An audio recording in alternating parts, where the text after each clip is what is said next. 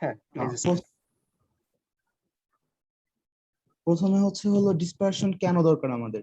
আমরা সেন্ট্রাল টেন্ডেন্সিতে যে জিনিসটা দেখেছিলাম সেটা হলো যে আমরা কোনো ডেটা সেটের সেন্টারে যাওয়ার ট্রাই করছিলাম। আমরা 3 রকমের সেন্টার টেন্ডেন্সি দেখছিলাম, মিন, মিডিয়ান, মোড। সবগুলোতে আমরা একটা অ্যাভারেজ বের করে সেন্টারের দিকে যাওয়ার চেষ্টা করছিলাম। কিন্তু আলটিমেটলি যখন আমি সেন্টারের দিকে যাচ্ছি, সেন্টার কি আমাকে সম্পূর্ণরূপে একটা ডাটার যত ডিস্ট্রিবিউশন আছে সব তথ্য দিচ্ছে কিনা সেই জিনিসটা একটু ভাবা দরকার। সেন্ট্রাল টেন্ডেন্সিতে আমরা শুধু সেন্টারের দিকে গেছি, কিন্তু ডাটাগুলো কিভাবে ডিস্ট্রিবিউট আছে নিজেদের ভিতরে সেই জিনিসটা সেন্ট্রাল টেন্ডেন্সি আমাদের বলতেছে না। তো এই জন্য আমাদের দরকার মেজার অফ ডিসপারশন। এখন প্রশ্ন হলো ডিসপারশন জিনিসটা কি। ডিসপারশন হলো আমি যে অবজারভেশন বা ডাটাগুলা নিতেছি সেই ডাটাগুলা ডাটা সেটের ভিতরে কিভাবে স্প্রেড আউট আছে বা ছড়িয়ে আছে তার একটা মেজারমেন্ট। তো এখন একটা এক্সাম্পল দেখা যাক যে এই ডিসপারশনটা আমাদের কেন দরকার হয়। তো এখানে যে টেবিলটা দেখা যাচ্ছে, এখানে 3টা স্টুডেন্টের ম্যাথ, স্ট্যাটিস্টিক্স, ফিজিক্স এবং ইংলিশের এভারেজ মার্কটা দেওয়া আছে। তো যদি আমি এভারেজ মার্ক 52 বলি সবার, তাহলে আমি বুঝতে পারতেছি গড়ে সে সব বিষয়ে 52 করে নাম্বার পেয়েছে। কিন্তু ইংলিশে তার নাম্বার কত বা ফিজিক্সে তার নাম্বার কত, স্ট্যাটে তার নাম্বার কত, এই এভারেজ থেকে ইংলিশে সে কতটুকু কম পেয়েছে বা ফিজিক্সে কতটুকু এভারেজ থেকে বেশি পেয়েছে, এই জিনিসটা কিন্তু শুধুমাত্র 52 দ্বারা বোঝা যাচ্ছে না। তো এই জন্য দরকার হলো আমার ডিসপারশনের ধারণা। তার মানে আমরা এখানে দেখতে পাচ্ছি যে 1 নম্বর স্টুডেন্টটা যদিও বা গড়ে 52 নম্বরই পেয়েছে, কিন্তু 1 নম্বর স্টুডেন্টটা কিন্তু স্ট্যাটিস্টিক্সে ফেল করেছে। জি স্যার। তাই না? তো গড় জি স্যার। নাম্বারের উপর শুধু যদি আমরা ভিত্তি করে থাকি তাহলে কিন্তু আমরা 1 নম্বর ছাত্রটাকেও আমরা গুড স্টুডেন্ট হিসেবে ট্রিট করতে পারি, কিন্তু ছাত্রটা কিন্তু আলটিমেটলি আসলে কি করছে? ফেল করছে। জি স্যার। তাই না? আচ্ছা, জি স্যার। তারপরে এখন মেজার অফ ডিসপারশন মূলত 2 রকমের, অ্যাবসলিউট মেজার অফ ডিসপারশন আর relative measure of dispersion. Absolute measure of ডিসপারশনের ভিতরে আছে range, quartile deviation, mean deviation, variance, standard deviation. আর রিলেটিভ মেজার অফ ডিসপারশনের ভিতরে আছে coefficient of variation, coefficient of range, coefficient of mean deviation, coefficient of quartile deviation. তো আমরা যদি প্রথমে অ্যাবসলিউট মেজার অফ ডিসপারশন জিনিসটা কি এটা বুঝতে চাই, তাহলে একটু এভাবে বলা যায় যে যখন আমরা একটা স্ট্যাটিস্টিক্যাল ডেটা সেট নিয়ে আলোচনা করি, সেই ডেটা সেটের সব ইউনিট গুলা যদি সেম ইউনিট হয় বা একই স্ট্যাটিস্টিক্যাল মেজারমেন্ট হয়, সেই ডেটা সেটটাকে আমরা বলতেছি অ্যাবসলিউট মেজার সেট।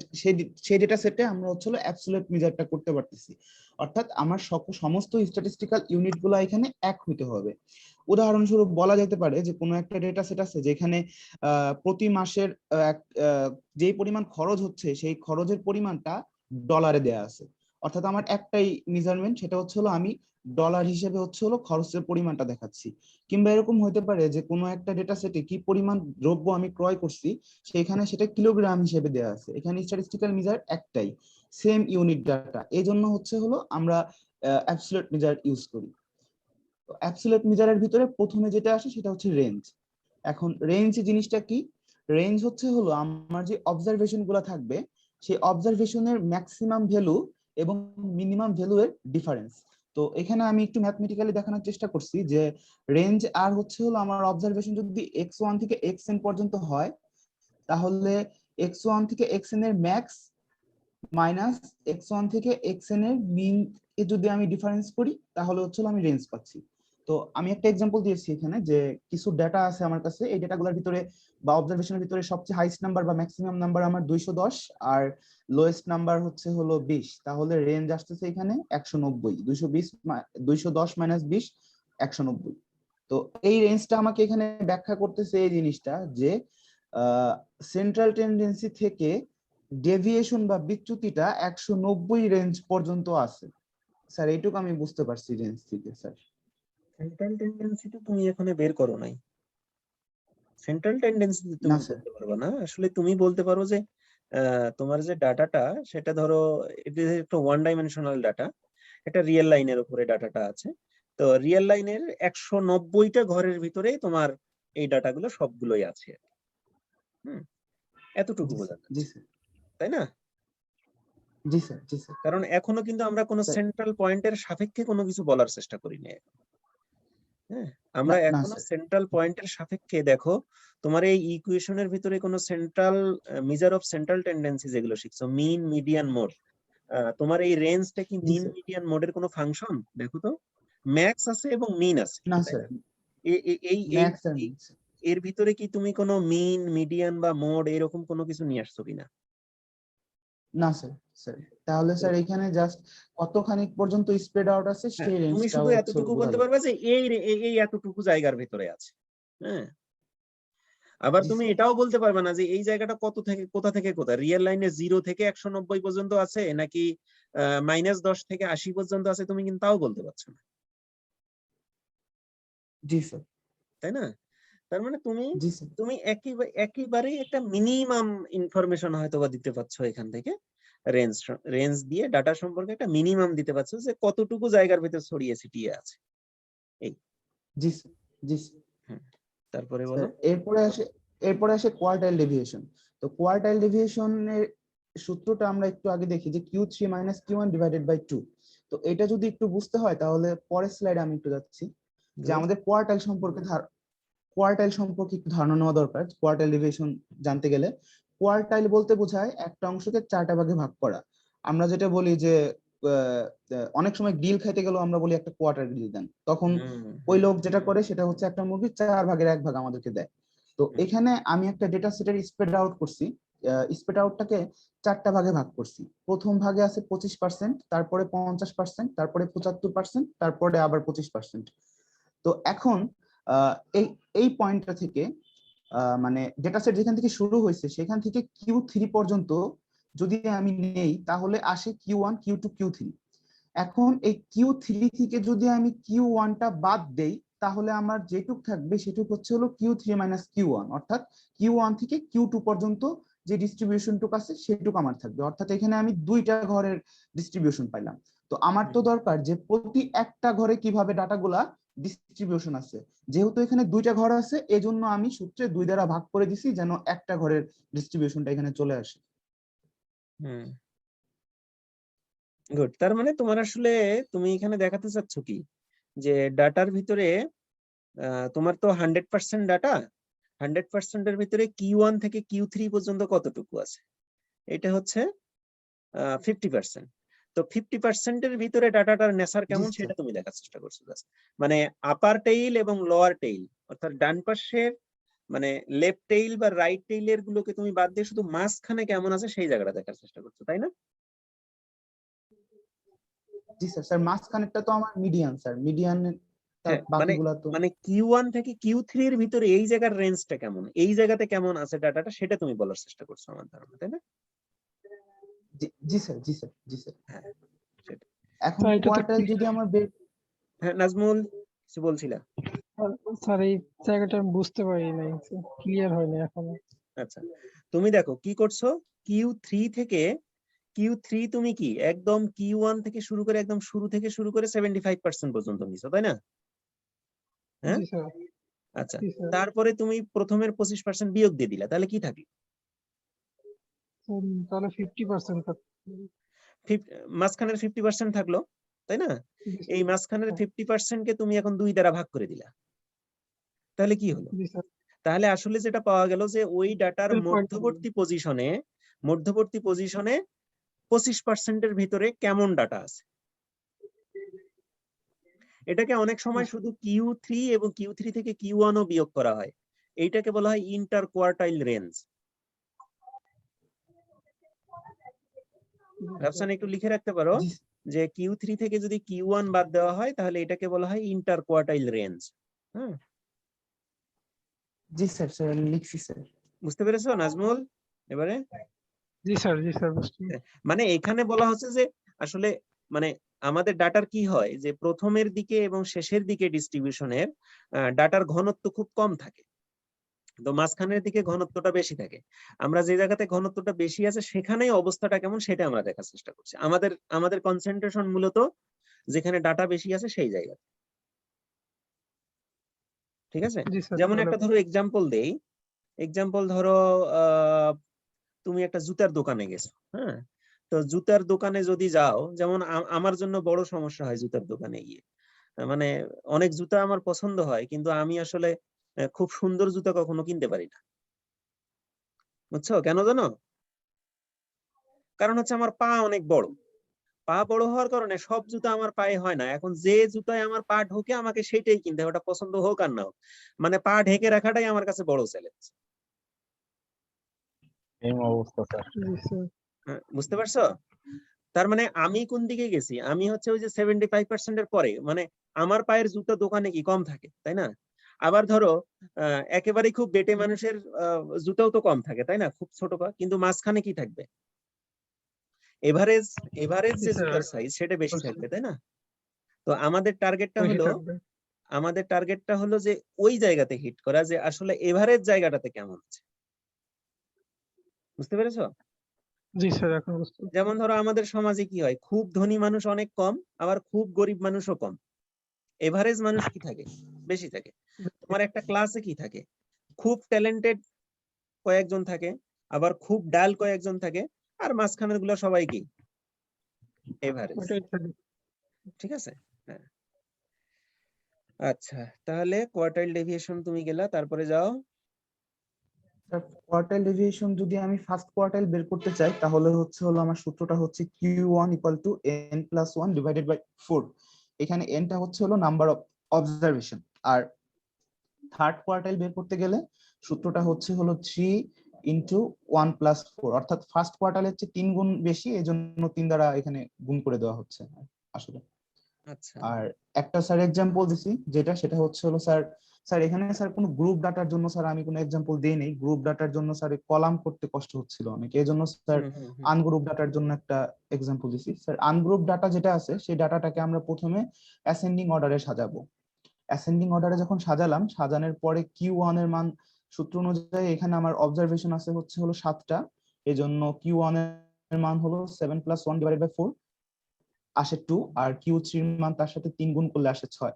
আর কোয়ার্টাইল ডেভিয়েশনের সূত্র ছিল Q3 - Q1 / 2, সেজন্য 6 - 2 / 2 4/2 4। এখানে কোয়ার্টাইল ডেভিয়েশনটা হলো 4, কোয়ার্টাইল ডেভিয়েশনটা হলো 2। আর আমার যদি আমার মনে ফ্রিকুয়েন্ট, হয় তুমি একটু ভুল করেছো রাফসান। সেটা হলো ওই যে Q1 = তুমি লিখছো n1 + 1, n এখানে কি? স্যার এনটা হচ্ছে number of observation sir. Number of observation এখানে কত তোমার? 1 2 স্যার 3 7টা। 7টা। তাহলে 7 আর 1 8, তাই না? তো জি স্যার। তাহলে 8 কে যদি তুমি 4 দ্বারা ভাগ করে দাও তাহলে কত হয়? 2 স্যার। 2। তো 2 তোমার হচ্ছে কি, এখানে তুমি ফার্স্ট কোয়ার্টাইল বলছো, তাই না? হ্যাঁ। জি স্যার। তো জি 2 স্যার। তোমার ডাটার ভিতরে কোথায় দেখো তো? স্যার 2 আছে হলো একদম ফার্স্ট পজিশনে স্যার। উম, আহ, আচ্ছা, আমি যদি ধরো মিডিয়ান বের করতে চাই, এটা তো আমরা স্পষ্ট দেখতে পাচ্ছি যে আমাদের ডাটায় মিডিয়ান কত, দেখো 2 3 5 বাদ দিলে এবং 6 স্যার। 8 9 বাদ দিলে মাঝখানে 6 থাকে, তাই না? তাহলে তুমি জি এখানে স্যার। Q2 বের করো তো কি হয়? ওই যে 4 কে 2 করে দিলেই মনে হয় স্যার Q2 হবে। Q2, জি স্যার, Q2 স্যার 6 আসবে স্যার সেই ক্ষেত্রে। 6 কি আসে? তুমি n এর মান 1 বসাই দাও, বসাই দিয়ে তুমি যদি 7 7 + 1 = 8, 8 কে যদি 2 দ্বারা ভাগ করে দাও তাহলে তো 4 আসে। 4 তো তোমার ডাটার ভিতরে নাই, কিন্তু ডাটায় কিন্তু স্পষ্ট 6 আমাদের মিডিয়ান হতে হবে, জি স্যার। তাই না? জি স্যার। তাহলে এই যে একটা প্রবলেম হলো, কিন্তু প্রবলেমটাকে কিভাবে সলিউশন করা যায়?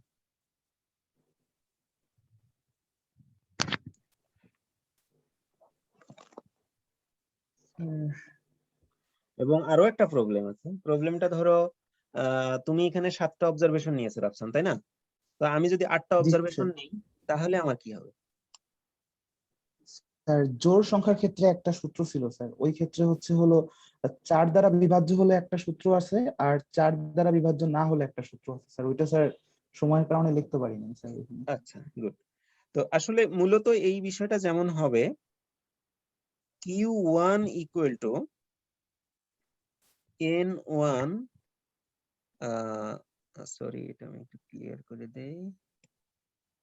এটা Q1 = তুমি লিখতে পারবা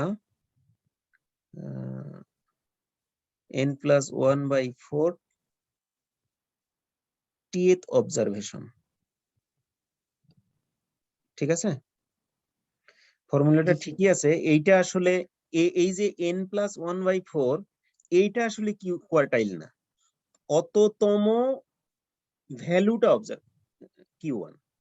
তাহলে এখানে কি হচ্ছে দেখো তো, তুমি যদি 7 plus স্যার 1 এখানে বসাও তাহলে 4, তাহলে কত হয় 2 স্যার সেকেন্ড সেক্ষেত্রে অবজারভেশন। তাহলে সেকেন্ড স্যার সেক্ষেত্রে অবজারভেশন 3 কোনটা? আসবে স্যার। এই যে 3 এখানে আসলে Q1।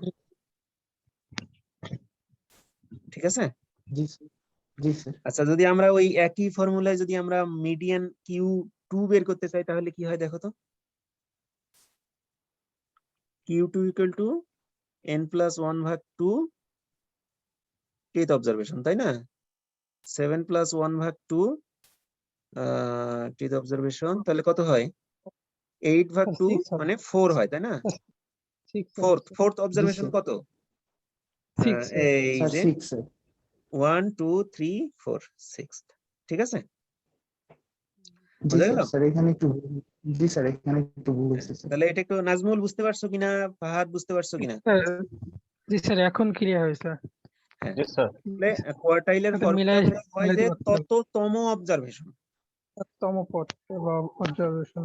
ঠিক আছে, আচ্ছা আচ্ছা, আমি যখন এগুলো ক্লিয়ার করবো এগুলো তো রেকর্ডে থেকেই যাচ্ছে, তাই না? জি স্যার।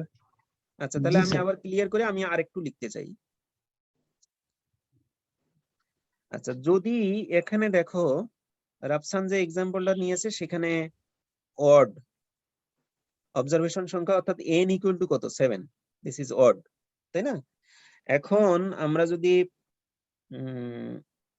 ইভেন সংখ্যক নেই, অর্থাৎ ধরো এখানে আমি আরেকটা 10 যোগ করে দিলাম, তাহলে এখন আমরা মিডিয়ান কিভাবে বের করব?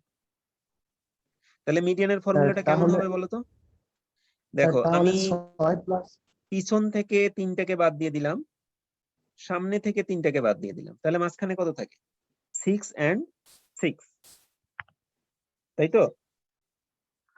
জি স্যার। তাহলে জি স্যার। আমাকে এমন একটা ফর্মুলা ডিফাইন করতে হবে, এমন একটা সূত্র সংজ্ঞায়ন করতে হবে যেখান থেকে আমি দুটো 6 পাবো। তাহলে দেখো তো ফর্মুলাটা এরকম হয় কিনা, এখানে অবজারভেশন কয়টা আছে 8টা, তাই না? তাহলে আমার দরকার হচ্ছে এই 6টা কততম অবজারভেশন 4, আর পরের 6টা কততম অবজারভেশন, জি স্যার। পরের 6টা 5 কততম অবজারভেশন 5th 5th। তাহলে আমাকে এমন ভাবে স্যার 5th। সূত্র সংজ্ঞায়ন করতে হবে সেখানে আমি যেন 4th অবজারভেশন পাই এবং 5th অবজারভেশন পাই। তাহলে দেখো তো এইভাবে লেখা যায় কিনা, n ভাগ 2th অবজারভেশন প্লাস n ভাগ 2 প্লাস 1th অবজারভেশন ডিভাইডেড 2, কারণ এই দুটোকে আমি গড় করে দেব। আমার কি মিডিয়ানটা কোথায় আছে, 6 এবং 6 এর মাঝামাঝি এতে আছে, তাই না? জি স্যার। দেখো, আমাকে তো একটা ভ্যালু বের করতে হবে, তাই না? তুমি আগে যখন অড ছিল তখন কয়টা ভ্যালু বের করছো মিডিয়ানের? স্যার একটা ভ্যালু। তাহলে এখন তুমি যখন দুই পাশ থেকে সমান সংখ্যক বাদ দিয়ে দিলাম, মাঝখানে এখনো তোমার দুটো আছে, তো দুটোর ভিতর থেকে তোমাকে তো একটা বানাতে হবে। একটা বানানোর উপায় কি, আমরা মিন করে দিব, তাই না? তাহলে প্রথমে আমরা যেটা করলাম, দেখো n ভাগ 2 মানে কত 4, তো 4th অবজারভেশন মানে কি 4th observation plus 4 plus 1th observation divided 2, তাহলে 4th অবজারভেশন কত 6, 5th অবজারভেশন কত 6 ডিভাইডেড 2, তাহলে 6 6 6 12 2 ইকুয়াল টু 6। তাহলে এখানেও মিডিয়ান কত হলো 6, ঠিক আছে? 6। হ্যাঁ, তাহলে আমরা যদি জি স্যার। মিডিয়ান বা কোয়ার্টাইল বের করার জন্য আমাদের ফর্মুলাগুলো কিভাবে হবে, যদি অড হয় তাহলে এক ধরনের ফর্মুলা হবে, আর যদি ইভেন হয় তাহলে ফর্মুলা এক ধরনের হবে। একটা জিনিস খুব ভালো করে মনে রাখতে হবে, ফর্মুলার সময় অবশ্যই সেটা তততম অবজারভেশন হিসাবে আসবে। রাফসান আগে যে ফর্মুলাটা লিখছে এই ফর্মুলাটাতে বোঝা যাচ্ছিল যে এই ভ্যালুটাই এটাকে ভাগ করলেই আসলে আমরা ইয়া পাবো, কোয়ার্টাইল পাবো, কিন্তু না, তততম অবজারভেশনটাকে আমরা কোয়ার্টাইল হিসাবে পাবো। ঠিক আছে? তাহলে এই যে আমি মিডিয়ান দেখালাম, এটা যদি আমরা 4 দ্বারা ভাগ করে দিই তাহলে কি পাবো? ফার্স্ট কোয়ার্টাইল নাকি? জি স্যার। আর যদি তাকে জি 3 স্যার। দ্বারা গুণ করে দেই তাহলে আমরা ওই যে তৃতীয়টা পাবো আর কি। এই বোঝো নাই কে কে? নাজমুল, ফাহাদ? বুঝেছি স্যার। ওকে, গুড। তাহলে এখন আগানো যায় নাকি? জি স্যার। আর কোনো প্রশ্ন আছে কিনা এখানে বলো?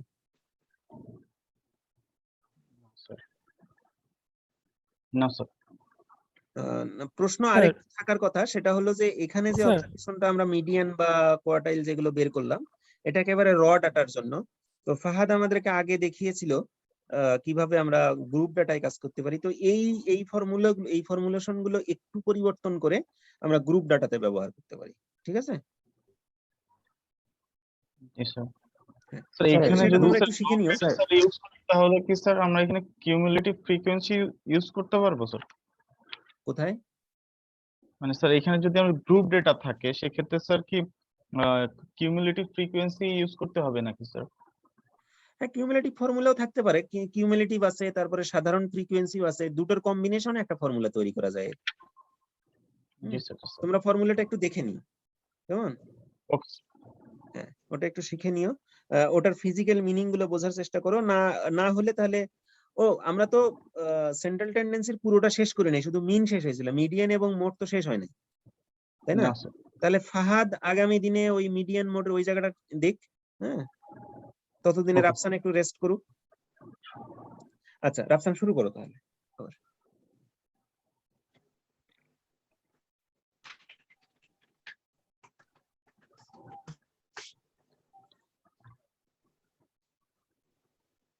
স্যার এরপরে আসছে মিন deviation sir.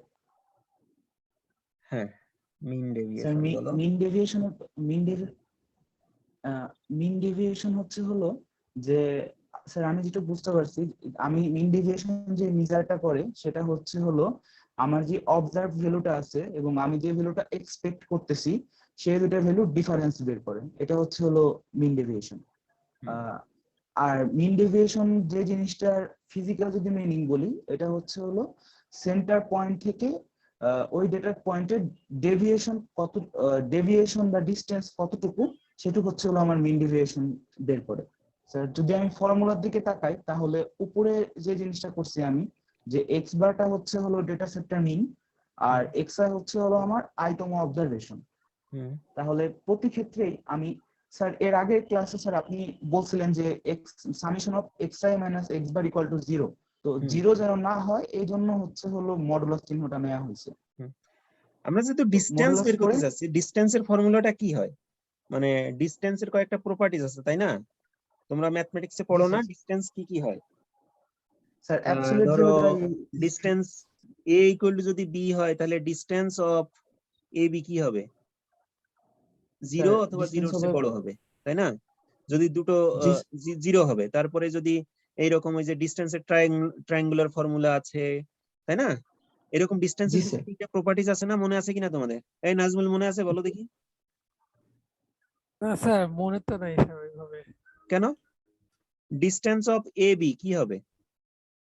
Sir a minus b sir. Sir অবশ্যই 0 থেকে বড়। 0 থেকে বড় অথবা 0 এর সমান হবে। 0 এর সমান 0 কখন হবে? যদি a এবং b সমান হয়ে যায়, তাই না? সমান হয়। আবার ডিসটেন্সের আরেকটা কি জি, আছে? স্যার। সিমেট্রিক একটা প্রপার্টিজ আছে, সেটা কি? Distance of A B equal to কি হবে? Distance of BA. বিএ। আরেকটা জিনিস কি আছে এর ভিতরে? মধ্যবর্তী যদি আমরা একটা পয়েন্ট নেই সি, তাহলে কি হবে? জি স্যার, জি ডিসটেন্স স্যার, অফ সেটাও মনে এসি আছে। Equal to distance of AC equal to sir distance of AB sir BC plus distance of এটা হচ্ছে ট্রায়াঙ্গুলারটা, যেদিকে দুটো থাকবে সেদিকে বড় হবে, তাই না? ট্রায়াঙ্গুলারটা। জি স্যার। বিসি, জি স্যার। এবি প্লাস বিসি হবে, তাই না? সেটা লেস দেন হবে, সেটা গ্রেটার দেন হবে ডিসটেন্স অফ এসি, তাই তো? স্যার এসিটা বড় হবে, এসিটা ছোট হবে স্যার। এসিটা ছোট। আচ্ছা, তোমরা কি কোনোভাবে আমাকে প্রমাণ করে দেখাতে পারবা? এই যে রাফসান যে বললো যে summation of X I minus x bar এটি একটি ডিসটেন্স, তাই না? তুমি ডিস্টেন্স জি, বলতেছো না এটাকে? জি স্যার। হ্যাঁ, এটা অবশ্যই একটা ডিস্টেন্স। তো তুমি যদি কোনো একটা ফর্মুলাকে বা কোনো একটা ইকুয়েশনকে ডিস্টেন্স বলো, তাহলে সেটা দিয়ে তোমার এই তিনটা ফর্মুলাকে অবশ্যই হোল্ড করাইতে হবে ম্যাথমেটিক্যালি। তোমরা কি আমাকে এই ইকুয়েশনটা, এই ম্যাথটা করে দিতে পারো, প্রমাণ করে দিতে পারো যে summation of xi minus x bar অবশ্যই ডিস্টেন্সের তিনটা প্রপার্টিসকে হোল্ড করে?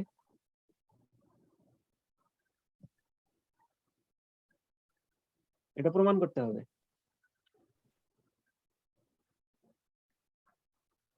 কে কে পারবা? স্যার একটু টাইম দিলে ভালো হয় স্যার। হ্যাঁ, টাইম তো দিব, আমার তো টাইমের সমস্যা নাই, কিন্তু পারবো কিনা সেটা একটু জোর গলায় বলো। স্যার ট্রাই করবো স্যার, দেখা যাক। এইটাই হচ্ছে ম্যাথমেটিক্স। মানে আমরা অনেক সময় শুধু ম্যাথমেটিক্স এর ম্যাথমেটিক্যাল ব্যাকগ্রাউন্ড গুলো, লজিক গুলো না জানে শুধু কাজ করতে শুরু করি। ঠিক আছে? তুমি যখনই রাফসান, তুমি যেহেতু ম্যাথমেটিক্স এর মানুষ, তোমার ভিতরে এই প্রশ্নগুলো আরো বেশি করে আসতে হবে। কারণটা হলো যে তুমি যখনই ডিস্টেন্স বলতেছো, সঙ্গে সঙ্গে ডিস্টেন্সের প্রপার্টিকে হোল্ড করাতে হবে, জি তাই না? স্যার। তাই কিনা? জি স্যার।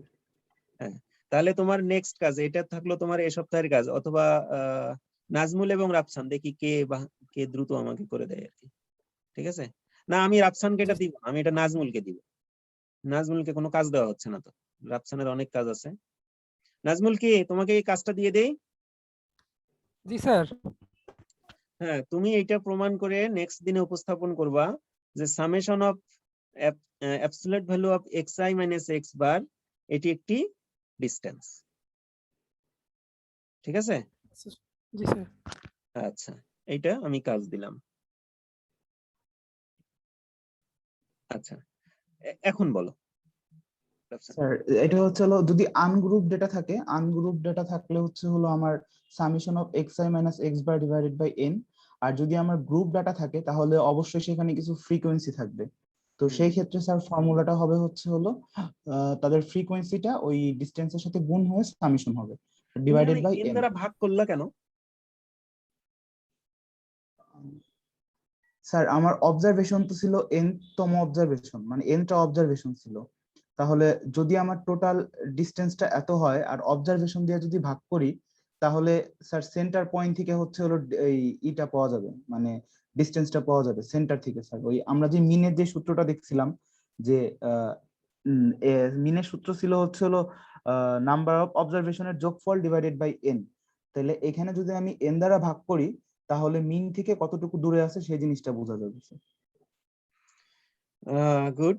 তুমি এখানেও যেটা আসলে করছো, তুমি ডিস্টেন্স গুলোর আবার মিন বের করছো, তাই না?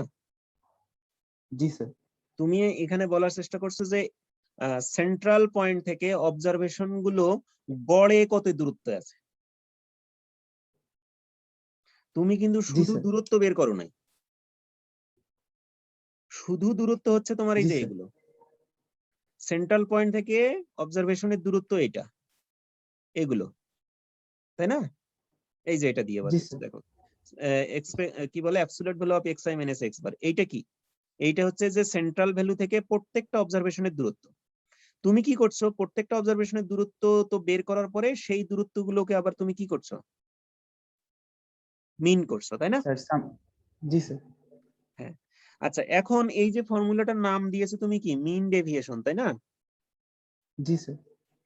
তুমি আবার এখানে মিন ডিভোশন লিখে ফেলছো যে, কাকে তুমি ডিভোট করছো? স্যার স্যার ডেভিয়েশন স্যার ভুল হয়েছে এখানে লেখা স্যার। আচ্ছা, গুড। দেখো, এই ফর্মুলাটাকে, এটার একটা স্পেসিফিক নাম আছে, এটাকে স্পেসিফিক বলা হয়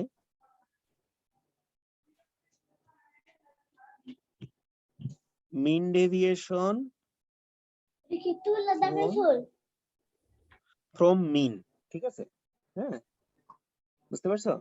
তোমরা এই জি এই স্যার। ফর্মুলাটাকে এইভাবে যাও, প্রথমে এই তিনটা শব্দ উচ্চারণ করো, ডেভিয়েশন ফ্রম মিন, এই তিনটা শব্দ উচ্চারণ করো।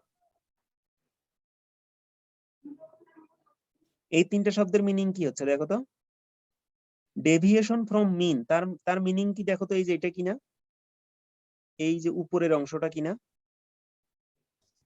জি স্যার। জি স্যার। ডেভিয়েশন মানে কি? বিচ্যুতি। বিচ্যুতি কোথা জি থেকে? স্যার। জি স্যার। মিন থেকে। তাহলে আমরা Mean উপরের থেকে। অংশটা দ্বারা কি বের করছি দেখো, ডেভিয়েশন ফ্রম মিন করছি কিনা, একবারে সামেশনটা না কিন্তু শুধুমাত্র এই যে এটা xi মাইনাস এক্স বার, এটা কি deviation from mean sir. Mean. Deviation from এবারে mean. ডেভিয়েশন ফ্রম মিন কে আমি এখন মিন করতেছি, আবার সেকেন্ড টাইম তুমি এখন মিনটা পড়ো। এবারে যখন আমি মিন করব তখন কি হবে, একটা সামেশন চিহ্ন দিতে হবে, একটা এন দিতে হবে, তাই না? জি স্যার। বুঝতে পারছো কিনা? জি স্যার। আচ্ছা, তাহলে আমার তো সেন্ট্রাল টেন্ডেন্সি আরো আছে, তাই না? মিন ছাড়াও তো আছে। জি স্যার, মিডিয়ান মোড। তাহলে আমি এক্স বারের পরিবর্তে মিডিয়ান বসাই দিতে পারি না এইভাবে, summation of xi minus median দিতে পারি কিনা? তাহলে আমি এটাকে কি বলবো, deviation from, sir deviation from median. তার যদি আমি মিন বের করি এই যে একটা এন দ্বারা ভাগ করে দিয়ে, তাহলে কি হবে, mean deviation from median. Mean deviation from median.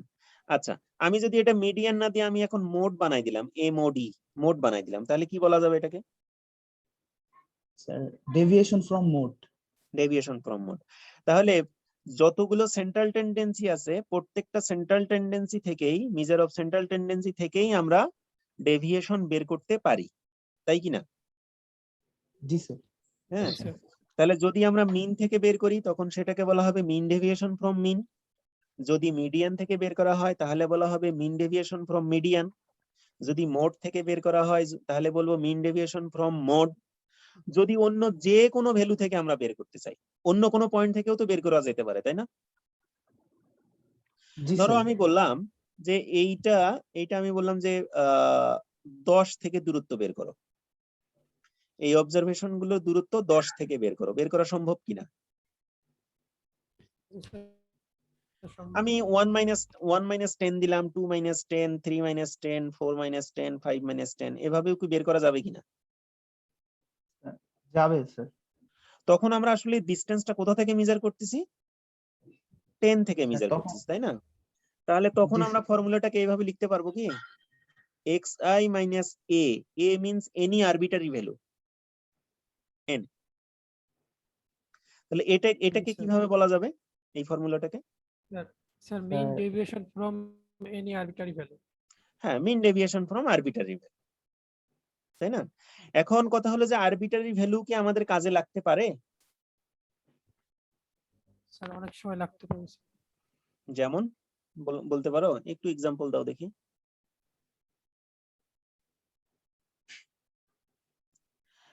আমরা একেবারেই সিম্পলি কোনো ডাটাকে যখন স্কেলিং করি, হ্যাঁ, অনেক বড় বড় কিছু সংখ্যা আছে, আমরা সেগুলোকে ছোট করে লিখতে চাই, একটা সংখ্যা সবগুলো থেকে বিয়োগ করে দিলাম, বিয়োগ করে দিয়ে একটু ছোট করে নিলাম, এরকম করা যায় না? জি, স্যার, করা যাবে। যেমন যেমন বেশ একটা স্কেলিং সংখ্যা আছে, বিশেষ করে ক্লাস 9 10 এ আমরা যেটা পড়ি, লগ। লগ কি একটা স্কেলিং ফ্যাক্টর না? বড় সংখ্যাকে কি করে দেয় সে? ছোট করে দেন স্যার। ছোট করে দেয়। তো এরকম আমার যদি মনে হয় যে না আমি একটু বিয়োগ করে ছোট করি, সেটাও তো করা সম্ভব, তাই না? সেটাও করা সম্ভব। আচ্ছা, তো এই যে এগুলো দিয়ে শুধুমাত্র যে আমরা ডিসটেন্সই বের করব তা না, হ্যাঁ, আমরা আসলে তার স্কেলিংও করতে পারি ওই বিন্দু থেকে, হ্যাঁ, ওই বিন্দুতে তার অরিজিনও চেঞ্জ করে দিতে পারি। আচ্ছা, তাহলে আমরা পরে যাই। এই পর্যন্ত কোনো প্রশ্ন আছে কি? না স্যার। আচ্ছা, গুড, যাও তারপরে। স্যার, স্যার হ্যাঁ, বলো। টাইমটা স্যার 1 মিনিট আছে স্যার, আবার বের হয়ে কি ঢুকবো স্যার? বের হয়ে ঢুকবো নাকি আজকে শেষ করবা? ঢুকি তাহলে নাকি? অবশ্য আমার একটু ব্যস্ততাও ছিল। স্যার, স্যার তাহলে তাহলে নেই স্যার থাক স্যার। তাহলে একটু থাক, আজকে একটু থাক, কেমন? জি, জি স্যার। তোমরা স্যার। আর একটু পড়ো, এই জিনিসগুলো আর একটু ভালোভাবে পড়ো। ম্যাথমেটিক্স এর সঙ্গে তুমি আর একটু কাজ করবা, রাফসান, ফাহাদ, নাজমুল। এখানে দেখো জি, স্যার। যে ওই যে তোমরা ইন্টারমিডিয়েটে না ক্লাস 9 10 এ মনে হয়, ক্লাস 9 10 এ দুইটা ইয়া থেকে ডিসটেন্স বের করছো না, দুইটা পয়েন্ট থেকে, দুইটা কোঅর্ডিনেট থেকে, জি, জি স্যার। স্যার। বিশেষ করে সরল রেখা, সরল রেখা। বৃত্তে। জি, স্যার। দেখো তো ওই ধরনের কোনো কনসেপ্ট এখানে অ্যাপ্লাই করা আছে কিনা? জি, স্যার, আচ্ছা, স্যার। আচ্ছা স্যার। জি হ্যাঁ? জি স্যার, জি স্যার। সেটার সঙ্গে একটু রিলেট করার চেষ্টা করো। হ্যাঁ, আচ্ছা। রাফসান, নাজমুল মনে হয় ভালো পারবে, ফাহাদের হয়তো একটু কষ্ট হতেও পারে। একটু দেখো যে ম্যাথমেটিক্স এর সঙ্গে রিলেট করা যায় কিনা, যে তোমার জিনিসটাই আসলে এখানে নেওয়া কিনা, একটু একটু রূপভেদ পরিবর্তন করে আর কি, এরকম। আচ্ছা। জি স্যার। কেমন? আর আমি একটা কাজ দিলাম নাজমুলকে, কি কাজ দিলাম নাজমুল বলো তো একটু?